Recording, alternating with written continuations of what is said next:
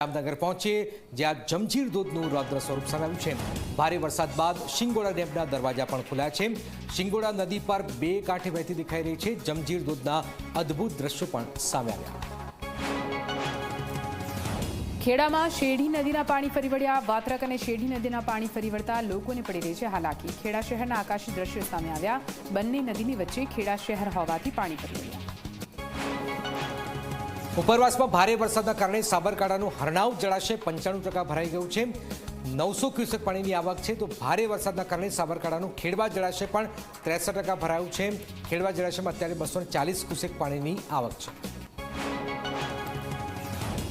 મહેસાણાની જીવાદોરી સમાન ધરોઈ ડેમમાં પાણીની આવક થઈ છે। ઉપરવાસમાંથી ભારે વરસાદને કારણે પાણીની આવક થઈ। ધરોઈ ડેમમાં 6944 ક્યુસેક પાણીની આવક। હાલ ડેમની જળ સપાટી 607.64 ફૂટે પહોંચી। મોરબીના વનાડિયા ગામ પાસે ચેકડેમ ધોવાઈ ગયો છે। મચ્છુ ડેમમાંથી છોડાયેલા પાણીના કારણે ચેકડેમ તૂટ્યો છે। સાદુડકા, ગોર ખીજડીયા સહિતના ચેકડેમ તૂટતા જ ખેડૂતોને હાલાકી। બનાસકાંઠાના અમીરગઢમાં ચેકડેમમાં યુવક ડૂબ્યો હોવાની આશંકા છે। મામલતદાર, ટીડીઓ સહિતના અધિકારીઓએ તપાસની કામગીરી હાથ ધરી। સ્થાનિક તરવૈયાઓએ યુવકની શોધખોળ શરૂ કરી।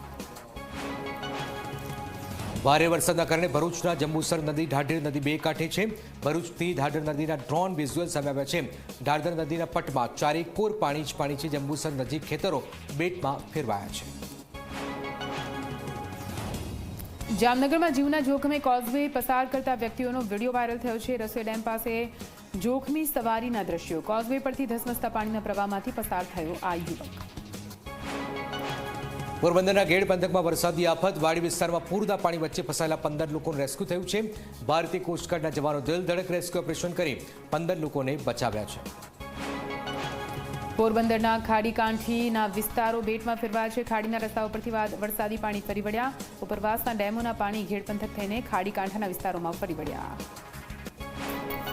કચ્છમાં ધોધમાર વરસાદના કારણે અનેક વિસ્તારો પાણીમાં ગરકાવ। ઉમેદનગરમાં ઘૂંટણ સુધી પાણી, લોકોને ઘર, દુકાનો પાણી। ધારાસભ્ય કેશુભાઈ પટેલે અસરગ્રસ્ત વિસ્તારની મુલાકાત પણ લીધી હતી। કચ્છના ગાંધીધામમાં જળબંબાકારની સ્થિતિ। સેક્ટર 7 વિસ્તારમાં માર્ગો પર પાણી ભરાતા લોકો પરેશાન। નગરપાલિકા લાખોના ખર્ચે નાળાઓની સફાઈ તેમજ નથી સુધારી તેમની સ્થિતિ। ગાંધીધામના વિવિધ વિસ્તારોમાં જાણે તળાવ ભરાયા હોય તેવી સ્થિતિ। માંડવીમાં બિદડા ગામમાં ભારે વરસાદ છે। દાંતણીયા વિસ્તારમાં લોકોના ઘરોમાં પાણી ઘૂસી ગયા છે। માલ સામાન પડી ગયો છે। 30 જેટલા પરિવારો મુશ્કેલીમાં મુકાયા હતા। કચ્છનો સિનાઈ ડેમ ઓવરફ્લો થતા ગાંધીધામના અનેક રાહત કેમ્પોમાં પાણી ફરી વળ્યા છે। રાહત કેમ્પોમાં આશ્રય લેતા શ્રમિકો અને તેમના પરિવારજનોમાં મુશ્કેલી છે। રાહત કેમ્પના પાણી ઘૂસી ગયા તેમ છતાં હજુ સુધી એક પણ અધિકારી જોવા નથી આવ્યો। દ્વારિકા અને રૂપેણ બંદરથી તારાજીના દ્રશ્યો સામે આવ્યા છે। રૂપેણ બંદર નજીક લોકોના ઘરોમાં પાણી ભરાઈ જતા જ ઘર વખરીને મોટું નુકસાન। તો રસ્તા પર છાતીસમાં પાણી ભરાઈ જતા સ્થાનિકો મુશ્કેલીમાં। કચ્છમાં પવન સાથે ભારે વરસાદ યથાવત છે। માળિયા મિયાણાથી કચ્છ તરફનો હાઈવે શરૂ કરવામાં આવ્યો। વરસાદી માહોલ બાદ મીઠાના આગરિયા પાણીમાં ગરકાવ થયા। ખેડાની શેરડી નદીમાં પૂર આવતા જ બ્રિજ સુધી પાણી પહોંચી ગયા છે। જળસ્તર વધતા જ બ્રિજ બંધ થયો છે। ચુસ્ત પોલીસ બંદોબસ્ત પણ ગોઠવી દેવાયો છે। વડોદરાના પાદરા કરજણ રોડ પર વરસાદી પાણી યથાવત છે। હાઈવે પર હજુ પણ ઘૂંટણસમા પાણીના દ્રશ્યો। 20 ગામો હજુ પણ પાણીમાં ગરકાવ છે। વિશ્વામિત્રી અને ઢાઢર નદીના બ્રિજ પર 8 ફૂટ પાણી ભરાઈ ગયા। સાણંદ જીઆઈડીસી આસપાસના ગામડાઓમાં પાણી ભરાઈ ગયા છે। જીઆઈડીસીમાં પાણીના નિકાલની કોઈ વ્યવસ્થા ન હોવાથી લોકોના ઘરો તેમજ ખેતરો પાણી છે। શિયાવાડ અને જોલાપુર ગામમાં 300 વીઘા કરતાં વધુ જમીનમાં ડાંગરના પાકને વ્યાપક નુકસાન। વડોદરાના કરજણમાં મહાકાય વૃક્ષ ધરાશય થતા 3 લોકો દટાયા। ઝાડ પડતા સ્થાનિકોને નીચેથી 3 લોકોને બહાર કાઢ્યા। સદસ્યની ઘટનામાં મોટી જાનહાનિ થઈ। બનાસકાંઠાના વડગામમાં અશોકગઢમાં મકાન ધરાશય થયું છે। વરસાદી વાતાવરણ બાદ કાચું મકાન ધરાશય થયું છે। મકાન માલિકને મોટા પ્રમાણમાં નુકસાન થયું છે। મહેસાણાનો કડી દેત્રોજ રોડ પરનો બ્રિજ જર્જરિત હાલતમાં છે। સ્પાનમાં તિરાડો પડતા બ્રિજ બને જોખમી। બેરિકેડ લગાવીને બ્રિજ પર વાહનોની અવરજવર બંધ કરવામાં આવી। 2 થી 3 મહિના સુધી રિપેરિંગની કામગીરી ચાલશે। વડોદરામાં વિશ્વામિત્રીના પાણી ફરી વળતા જ મગર બહાર આવ્યા છે। અકોટા પોલીસ લાઇનમાં મહાકાય મગર દેખાયું છે। 13 ફૂટના મગર દેખાતા જ સ્થાનિકોમાં ભયનો માહોલ।